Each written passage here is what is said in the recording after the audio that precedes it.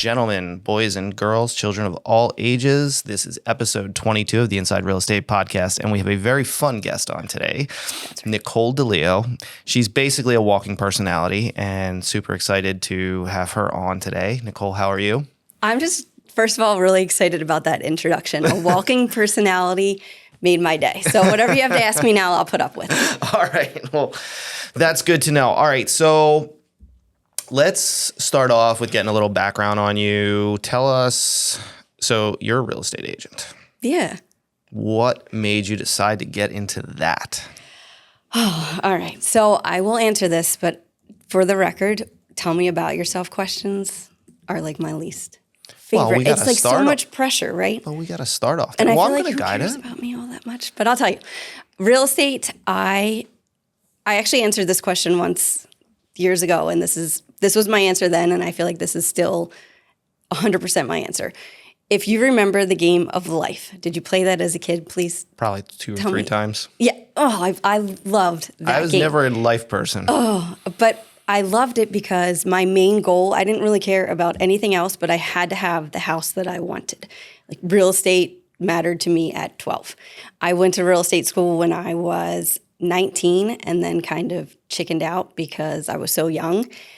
Went on to the corporate world and then came back to it. I just kind of had an opportunity in my life and I said, you know what, I've always wanted to do this. Let's get back. Let's try it again. And did you get licensed at 19? No. So I went to the school.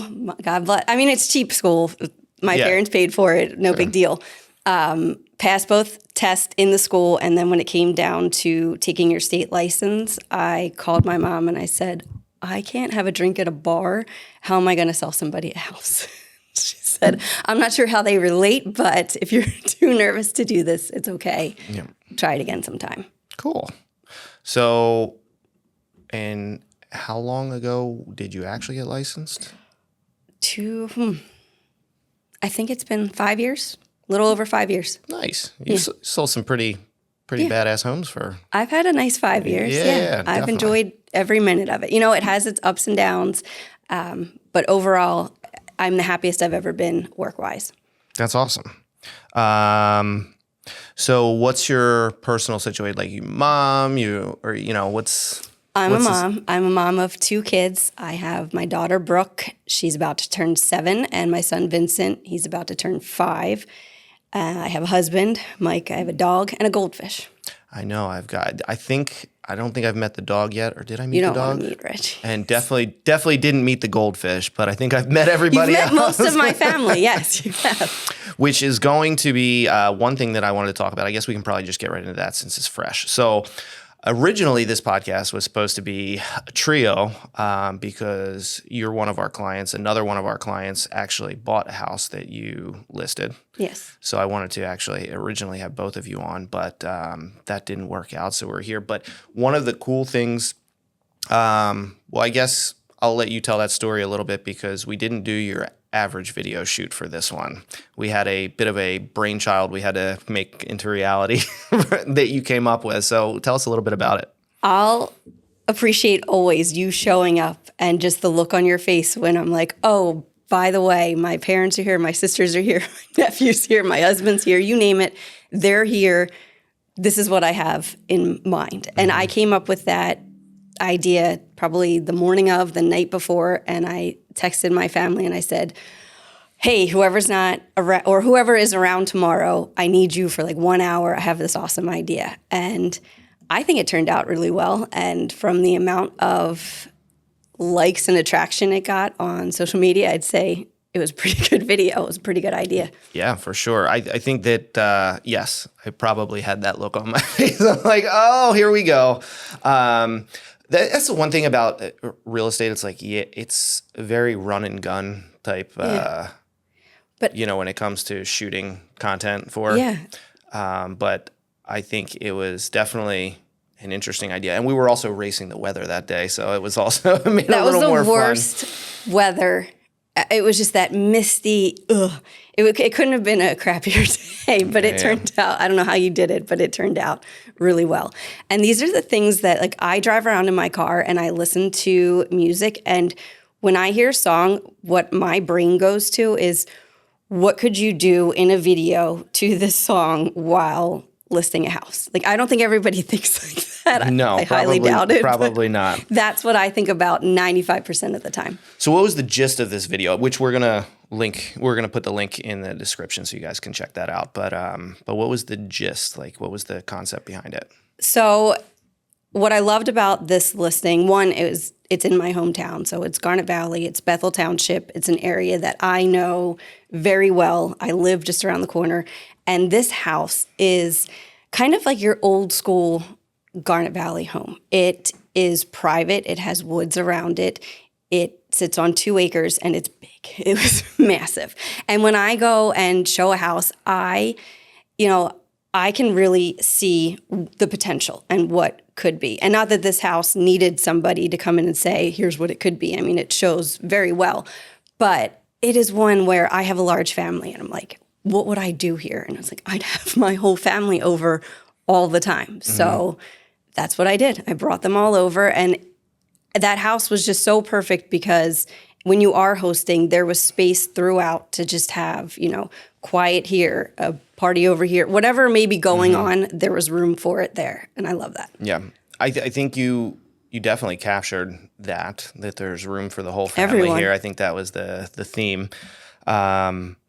But I think that's a big part of a realtor's job. It's like, not like you said, the home shows well, but you have to market it, right? So it's important for you to be able to, like you're saying, being able to understand what the home has to offer, and then you have to find a way to portray that and get that out to the masses, right? Yeah. So even, I went to that closing and the buyers were there and they said, oh, I recognize you immediately from the video. We said, we watched it a million times.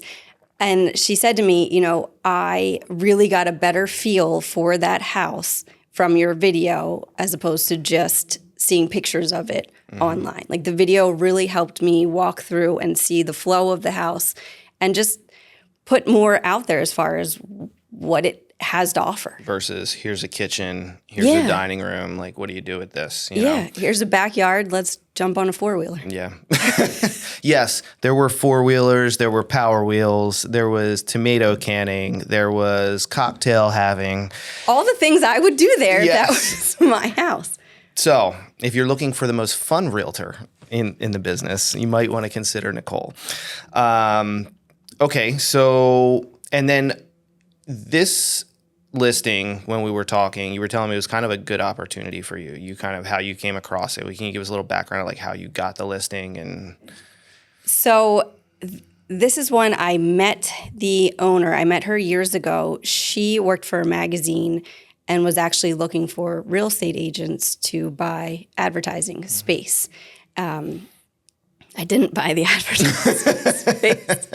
But her and I, we got along really well. And then when we met, it was actually out here in Westchester, and we both realized we were from the Bethel Township area, Garnet Valley. So we kind of connected. We both have kids.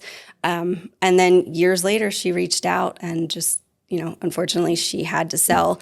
But I was happy to help her. That's good. Is this your biggest listing you had so far? Yeah. Yeah, it was. It was like, congratulations, by the way. But no, I think it was, I've seen you in the handful that we've done, like you seem like you're in a nice progression, stepping your way up and doing a really good personalized service level of work for people. And I appreciate that. I think it shows. Thank you. You put in the effort. All right. So let's get into a few other questions. So, I was going to ask you what the craziest thing that ever happened to you at an open house, but I think you were probably the craziest thing to happen at that open house. Have you ever had any strange or unrealistic expectations or requests from clients? Strange or unrealistic? No, not strange. I do tend to put my husband to work. That's probably common, right? Like, for Fairly. Booth Drive, I had Mike has a pickup truck, and he can do some things that maybe just a single mom or a female isn't really able to do as easily.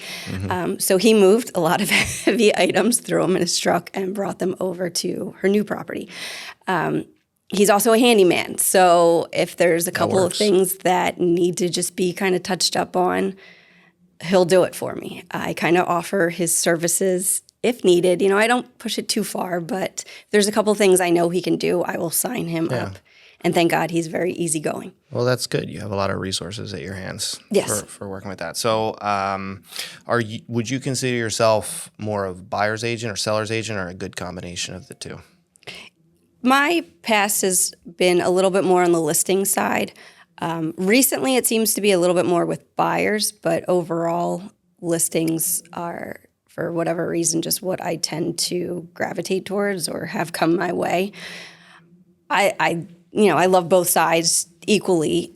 Listings, I think I get to have a little bit more fun with because I get to do things like the videos and go through and show just what I see. I am one that I can go into any house. It can be the ugliest house on the block, the nicest house on the block, and I can see the potential. I can see what some buyers aren't able to vision. Like if it's an empty house, if it needs updating, I love a project. Okay, awesome. I think I can see that for sure.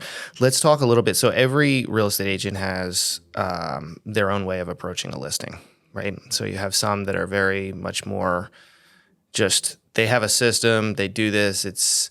I don't want to say it's cookie cutter, but it's just a system that they put into place, and it works for a lot of people. You're a little more personal touch.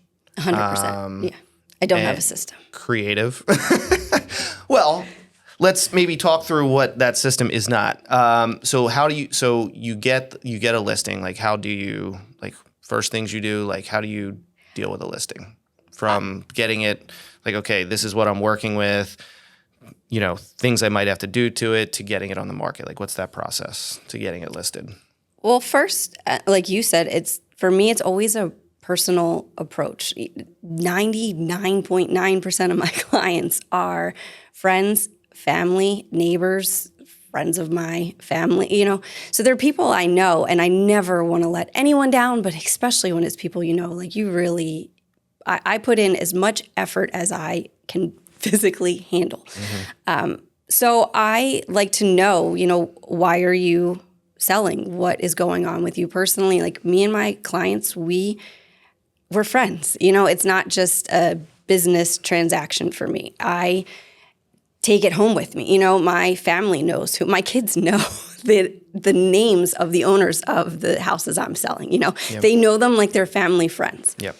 Cool. I'm not sure if I answered that question all well. You did. Okay. So that's a lot of fact finding in the beginning, like all that stuff. How does that help you move forward with the transaction? Like knowing that type of information, how is that benefit? Just knowing their personality and what will work best with them. I have to also have a client that's willing to let me do the things that I want to do. Like you say to somebody, hey, I want to bring my entire crew over and make this video at your house. These are the ideas. Like they have to actually trust you to do that. And like my last client, she was so excited when I told her my idea. She called our neighbor and she was like, hey, can they all park in your driveway? Because we didn't want to take up any room in the circle there. And it was like just having people appreciate, your ideas and your vision and trusting you that it's worth it. Do you think that the way you start and like really trying to get to know them and what they're looking to accomplish and their situation, do you think that works to help build that trust? 100%. Okay. And it's something that's just organic. Like I do that because I do care, because I do love what I do, and I mean it. I'm not just going through any motions. I'm not overwhelmed where you're just another client to me. I take what I can handle. I'm so thankful for all the work that I get, and I put everything I have into it. Okay. Now you talked about the look on my face when I showed up with your ideas. Do you get those same kind of looks from the sellers when you come up with these ideas? Sometimes, yes. And for me, I think what it is I know what I envision in my mind. And it's sometimes difficult to get other people to understand all of these wild ideas that I have. Even for my husband sometimes. Like I'll say, hey, Mike, this is my idea. Like, what do you think? And he looks at me kind of like how you looking at me right no now. doubt.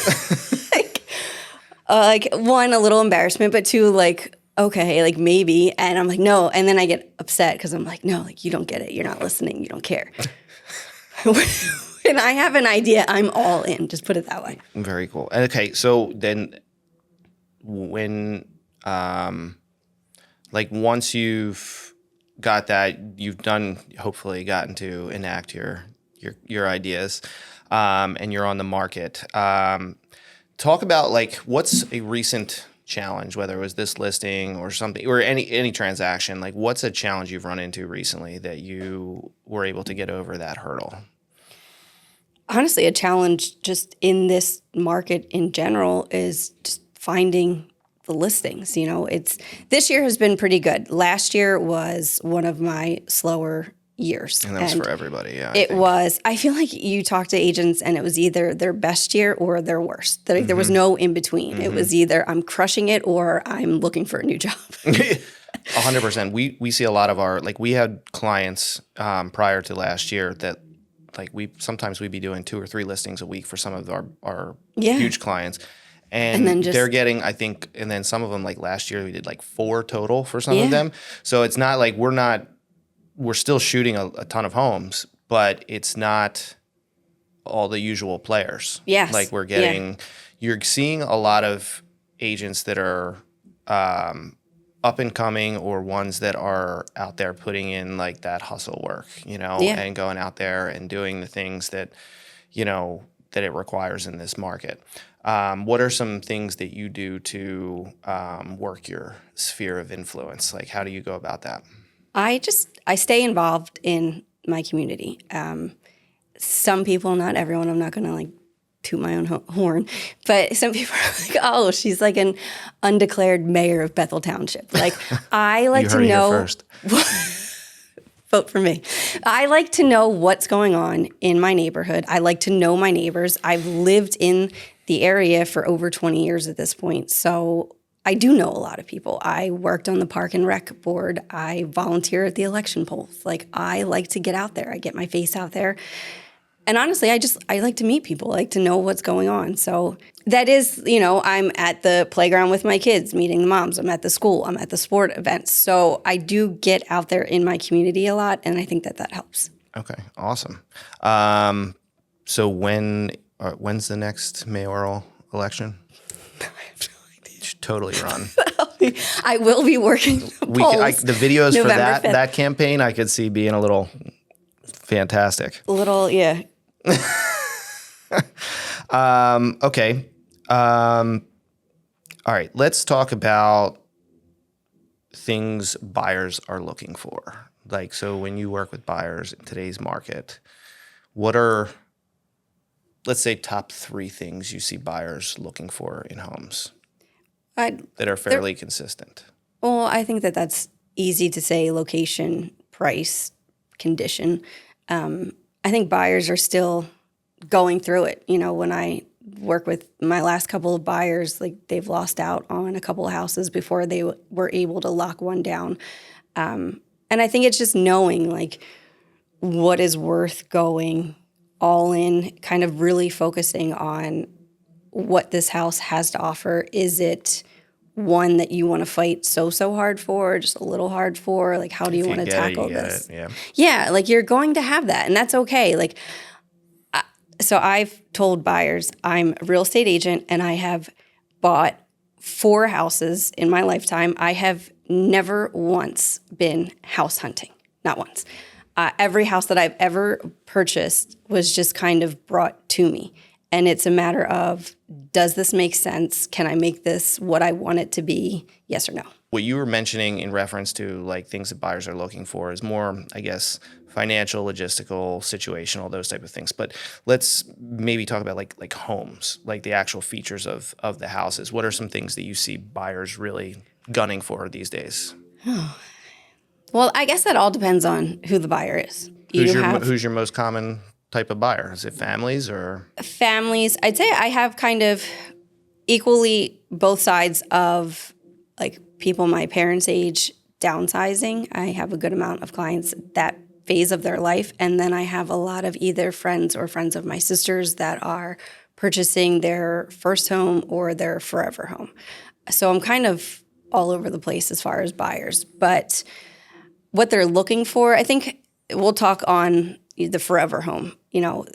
Honestly, they just want a big Does that house. exist anymore, right? Right? Like, and I said that to someone the other day. I said, like for my generation, because I'm so old, like I had a first time, like my first house, and it was just 1,100 square feet, a little rancher. It actually just went up for sale last week, and I got to go back in and see it, and I loved it. But it was just my first house. It was Mike and I. We brought Brooke home to that house, and then it was time to move on when we started to grow. But I feel now people are just going straight for just give me a big house that I can grow into, stay here for the next 20, 30 years. And I think part of that is because it is so difficult. Like, who wants to do it again at this point, the way things have been the last couple of years? And then on the flip side, the downsizers, some of them I feel are being pushed out.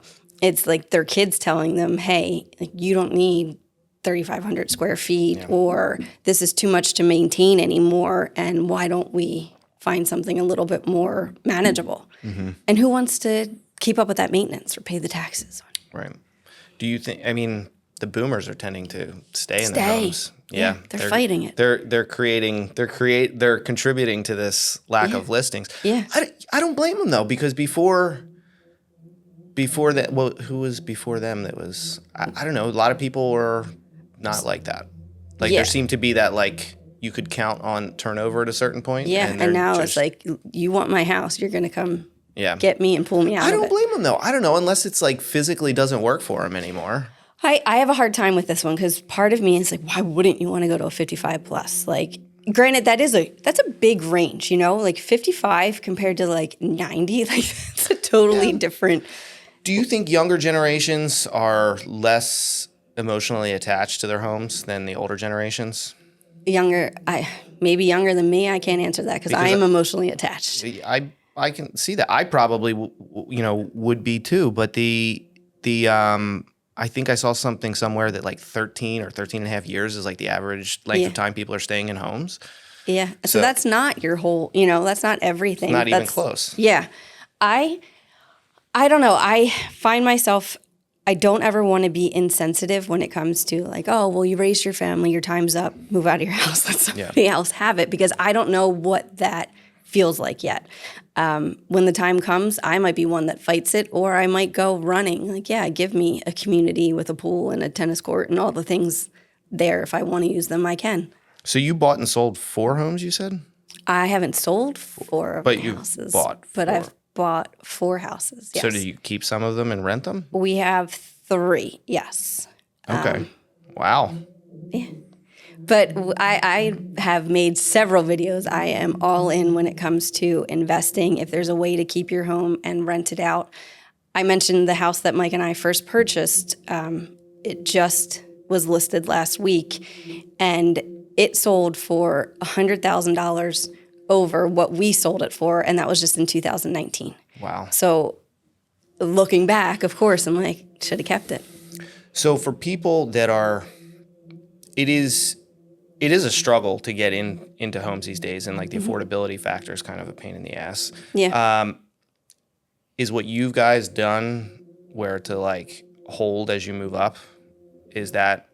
We have actually not held on to we've only lived in 2 of the 4. The other 2 we purchased just as rental properties. Oh, okay. Yeah. Okay. And I will say, like, we didn't push our max budget when we bought the house that we're living in now. I'm not, I don't know. I'm not one that's just like, give me the biggest house I can find. I don't want to clean that house. I want something manageable, and I can turn any house into a home. Like, you can give me the shittiest house. Can I not say that? No, you can totally say that. Block.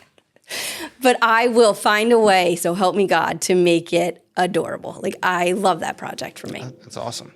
Do you think the way you guys approached it is maybe like something more people should think about? I know it's not for everybody. It's definitely not for everyone. Some people think we're nuts. But I think it just, as financially, it makes a lot of sense for a lot of people to do that, take into consideration maybe something that like you're like you'd love to get your dream home, but if it's not feasible right now, buying something that you could potentially hold when you go into the next one, or consider getting investment properties. Like how is owning investment properties Changed help? my life. Yes.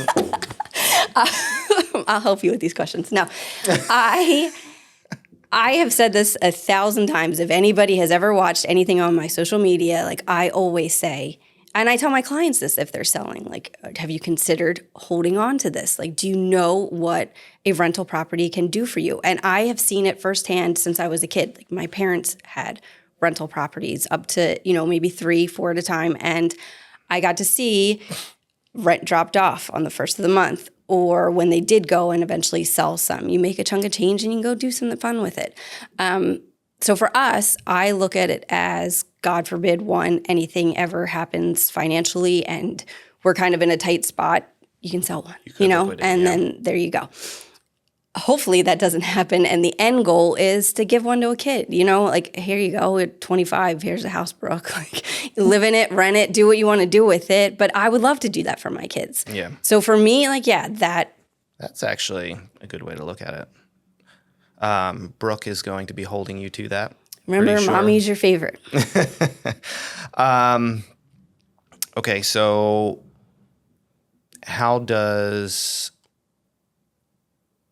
so you grew up seeing that in action, Yeah. right?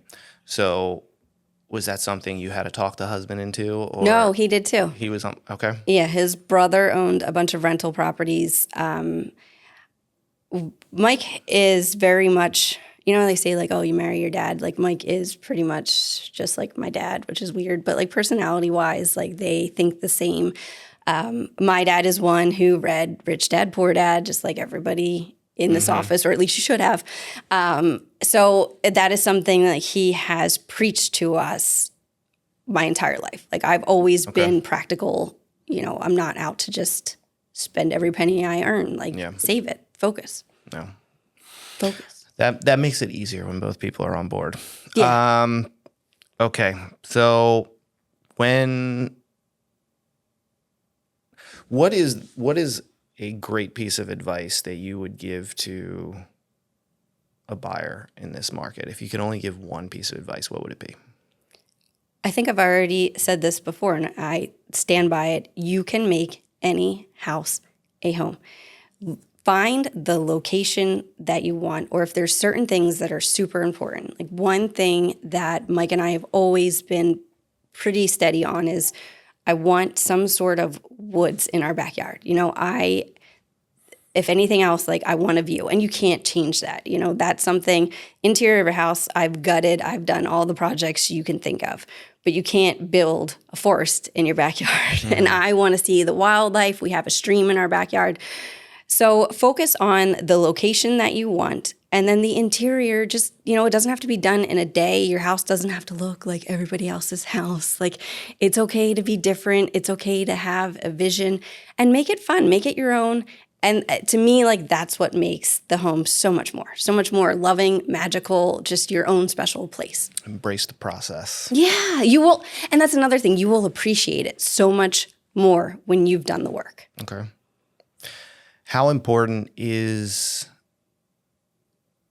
finding the right realtor when you're buying a house? And what are some of the intangibles you should be looking for when trying to find that agent? I would say find someone that really knows the area that you want to purchase in. Bethel Township, Garnet Valley.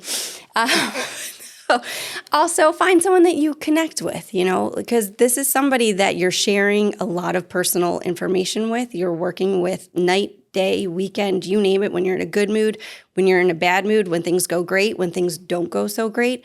You have to have somebody that you fully trust and that you get along with, you like to talk to. I want every single one of my clients to be like, get Nicole on the phone, call Nicole, like, trust me, talk to me. I am only here for your best interest. And I hope that every other agent is doing the same.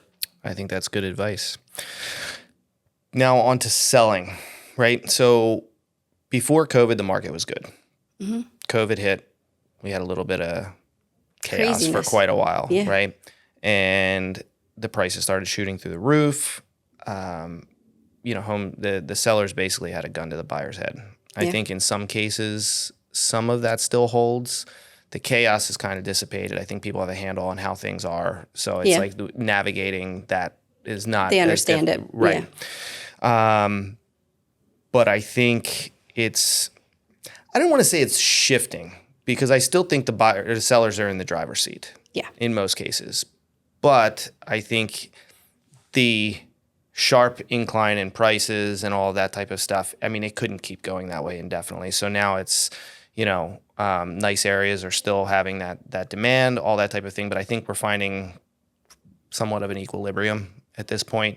Sometimes, yeah. I feel like it's kind of in waves almost. Like you kind of have like a little time period where you're like, oh, this isn't so bad. And then there's always the houses that come up in the right school district that look the right way, and they're still getting the bidding wars. But I think the buyers you're seeing more inspections than you were. Yeah. And you're seeing some buyers kind of stick to their guns and not give up Yeah, we just had inspections on my last listing. And what are, excuse me, what are some things that sellers, if they were putting their house on the market today, should keep in mind based on the way the market is right now? Like to maybe in reference to like what expectations they should have as far as how it's going to be to sell their house. Yeah. Well, one I think is, I can't say gone are the days, because it's definitely still happening when a house sells in 1, 2, 3 days. However, you are starting to see houses sit for a whole week, and it's like, people might start to get nervous at that point, but, give it time. Like as much as it was exciting when you had a listing and you had 10, 15 offers on it and people fighting over this house, for me personally, I got sick of it. It was like, these are people at the end of the day. And you're seeing these buyers like, what do you want from me? Living it for free for the next 2 months. Here's $50,000 over asking. My dad's going to give you his car, whatever it may be. Yes, you want my anything. firstborn. I just want a place to live. And it's like, that's not fair. Like, No. I don't want it to be like that. It's not. I guess I worry too about my kids. Like, what is it going to look like when they go to buy a house? Like, what are they going to have to do? What is it going to cost? Like 5, 6 years ago, to buy a $500,000 house was like a big deal. You're spending $500,000 on a home, and now it's like you don't have $800,000 to buy your house. Like, what? Yeah. That's a lot of money. Like, that's okay to not have. We're getting close to, I think in the next 5 years, we'll probably be seeing close to $1 million for 2,000 square feet. It's crazy. Like, I could remember some of like the big developments in my area being built, and it was like, whoa, look at these houses. Yeah. And now, like, you look at the MLS and it's $1 million is every 3 houses, every 5 houses, whatever. I started to notice in this last like handful of years that I'm like, when you'd see $1 million price tag on it, you'd be like, there's no way I'd spend $1 million on that, because you're not getting a whole lot for $1 million anymore. Would you ever see the meme when it's like the Fresh Prince of Bel-Air, and it's like, this is what $1 million house I thought looked like as a kid? And now you're a quarter-acre lot. It's not. There's not always the wow factor for $1 million anymore. No, it's not. And I just, like I said, I fear for the future generations, because how high can it go? Well, yeah, but I also think, and that goes back to what I was saying with, maybe considering like the investment end of things, because if you have a plan, right, you get the dream home like out of your immediate view, because some people, you might be able to find it, but like with how much they're costing for what you probably consider a dream home these days, it's like, okay, if I have this plan, like maybe I get into this, plan on being here for X amount of time, either hold it or sell or whatever, and just kind of work your way up. Like it's going to have to be like a step. But do that. Like, and then, like I said, our house, we sold it in 2019. It just sold again, $110,000 more. If I would have held on to that and just cashed out, like, damn it. Yeah. So don't wait to buy real estate and wait. Just sit on it and see. Do you think that the people that basically did sell their firstborn during COVID and all of that, I've seen overages of like 6 figures over ask, and like all the concessions, all of that. Just, I think there was a little bit of FOMO going on in that time period. Do you think those people made a mistake? No. As Why? crazy as it was, if you purchased your house in 2020, and even if you went 50,000 over asking, it's probably appreciated that much by now since then. So no, I don't think you made a mistake. Okay. So getting a plan together, finding like I'm a big believer in anything that there's like, where there's a will, there's a way. There is a way, there is a path to get where you want to go. Yeah. In almost anything, right? Yeah. So if you can talk to a good realtor, get in touch with a lender to see kind of where you stand, all that type of thing, and kind of figure out, hey, how can I get there? How can I achieve that can we home do? ownership? Yeah. And come up with a game plan. It's not a bad idea to get into a property at any point, because there will be a point where you make out on it. Yeah, I believe that wholeheartedly. I 100% feel that, even if you felt like, oh, I might have paid too much at the time, I guarantee you in 5, 10, 15 years, whatever it is, you're going to look back and say, thank God I bought this when I did, because look at the price now. What does post-transaction relationship look like with Nicole Delio after, they've worked with you? Like, maybe they're not going to need to do anything else for 5 to 10 years. Like, how do you maintain those relationships past a settlement? Well, I think social media is really great for that. I am friends with all of these clients. And a lot of them you get to know so well. Like, I was just invited to a bonfire at Amy's house in the end of October. And it made my day to see like that come through. And it's like, oh, like I love my clients and I love to get feedback of like them feeling the same way. And I would assume she invited me because she liked me too. Yeah. But so I think that that's one way to stay involved. And I always I do pay attention to what people are doing on social media. People that I care about, I do make sure and not just like something, but like, oh, I see your daughter started kindergarten. Like, she looks adorable in her outfit. I hope she has a great year. Like, I think that stuff goes a long way. And if you really mean it, people feel that. Yeah. I think that's touching on something that we tell people a lot with their social media too, right? Everybody thinks like, oh, I'm just going to post, here's my listing, here's my settlement, that type of stuff. And to them, that's staying top of mind. And I guess it's that stuff. It's not to say that that's bad, but I think it needs to be more personal than that, right? It's called social media for a reason, right?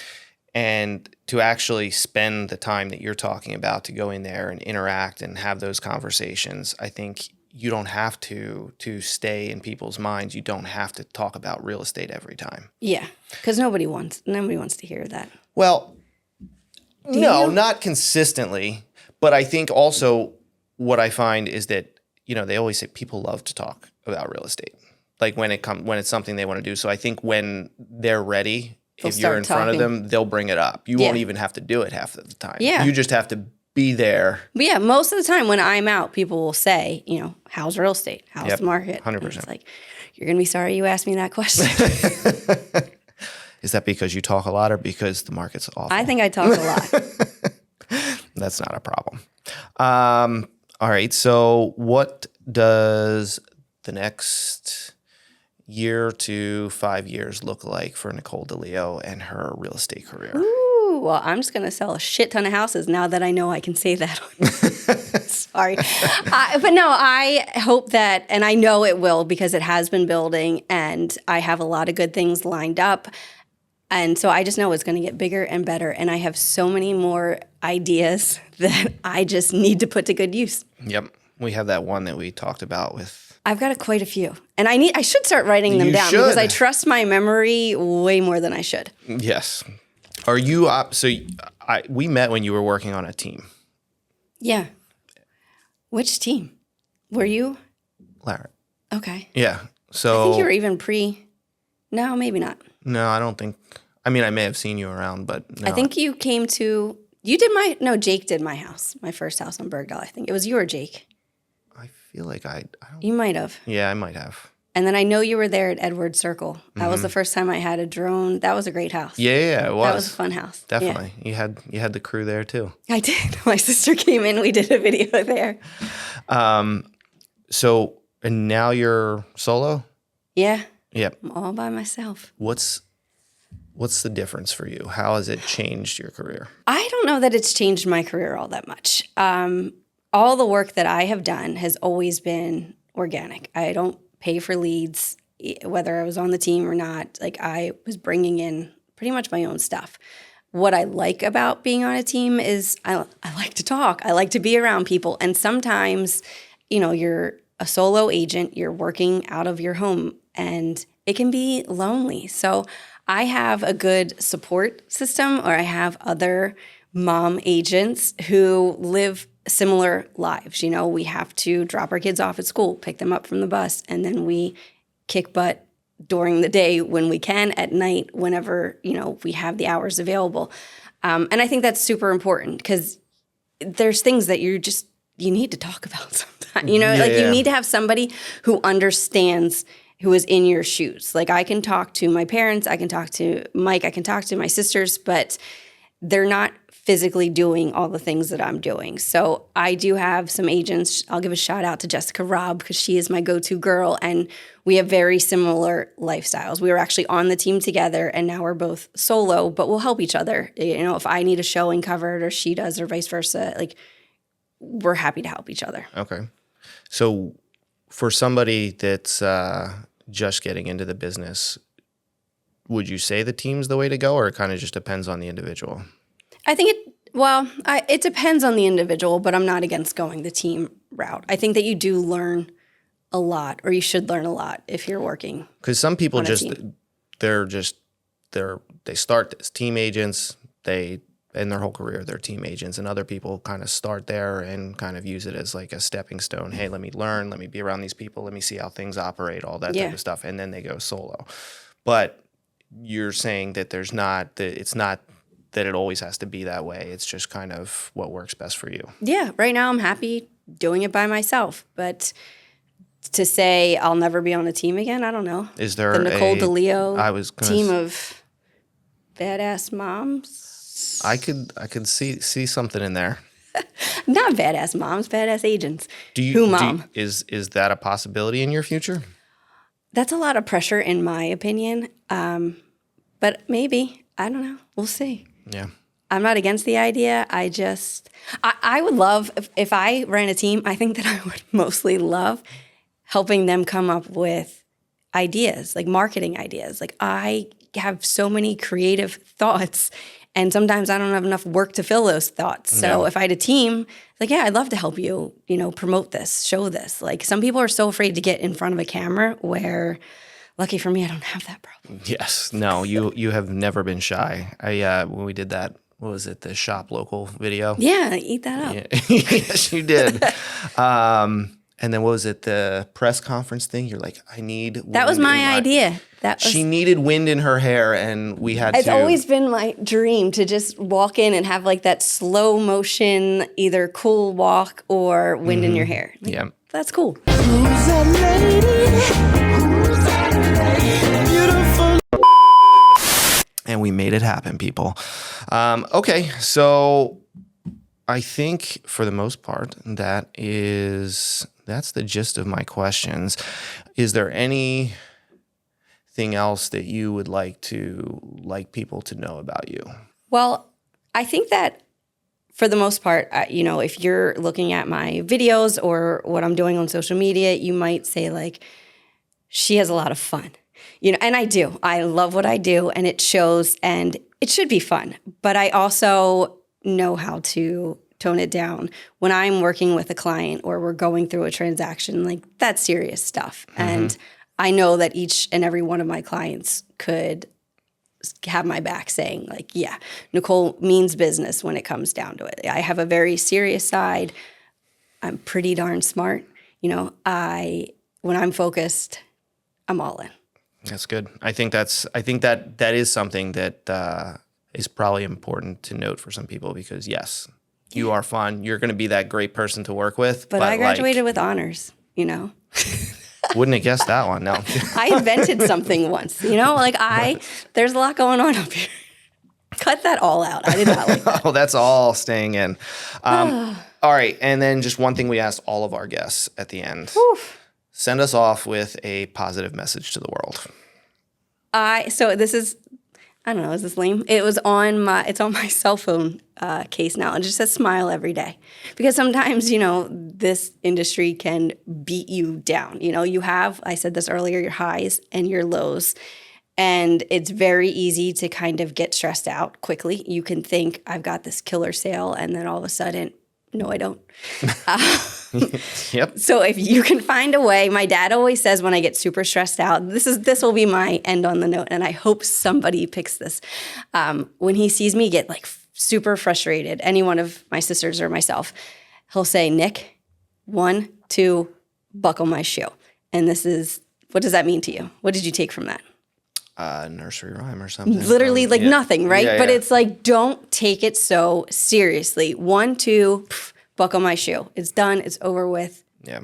Let it Just be. be able to Snap out of it. Yeah. Smile every day. I think that's some good advice. Thanks. Well, thank you, Nicole. It's the Nicole Delio Show.